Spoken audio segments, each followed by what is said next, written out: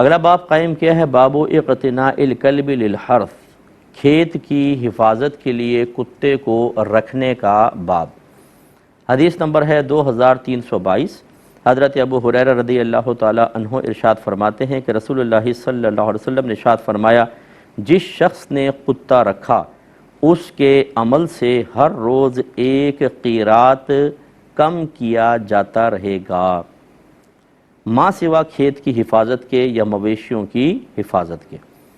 اور ایک اور روایت میں ہے کہ حضرت ابو ہریرہ فرماتے ہیں کہ سرکار نے ارشاد فرمایا کہ ماں سوا بکریوں کی حفاظت کے یا کھیت کی حفاظت کے یا شکار کے کتے کے، یعنی گویا کہ نبی کریم صلی اللہ علیہ وسلم نے شوقیہ کتے پالنے کو حرام قرار دیا، یہ سمجھ لیں مکروہ تحریمی ہیں۔ حدیث سے کسی چیز کی ممانعت ثابت ہوتی ہے تو مکروہ تحریمی ہوتی ہے۔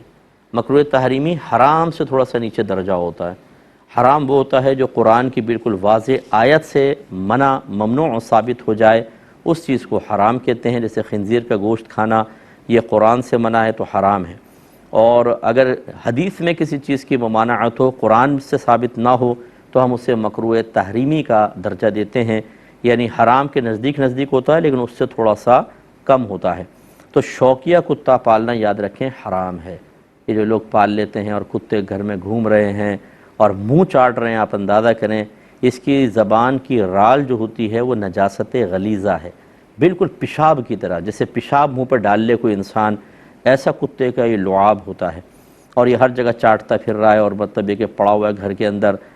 جیسے کہ دوسری روایت میں ہے کہ نبی کریم صلی اللہ علیہ وسلم ارشاد فرماتے ہیں کہ جس گھر میں کتا تصویر اور حالت جنابت میں کوئی شخص ہو، اس گھر میں اللہ تعالیٰ کی رحمت کے فرشتے نہیں آتے ہیں۔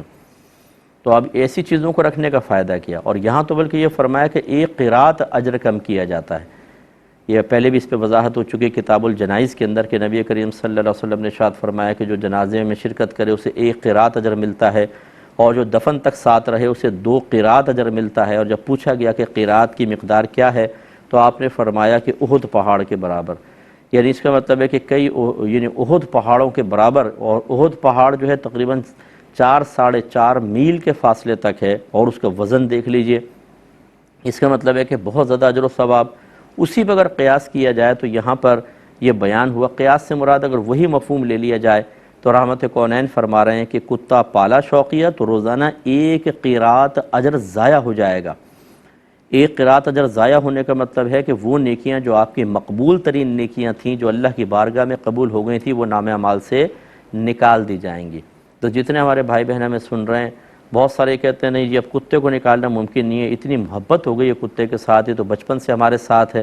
اللہ ناراض ہو جائے کوئی بات نہیں، رسول ناراض ہو جائے کوئی مسئلہ نہیں ہے، نامہ اعمال نیکیوں سے خالی ہوتا رہے، روزانہ ایک قیراط اجر جاتا رہے، کوئی مسئلہ نہیں ہے، کتا نہیں جانا چاہیے کیونکہ جی کتے کی دل آزاری ہوگی۔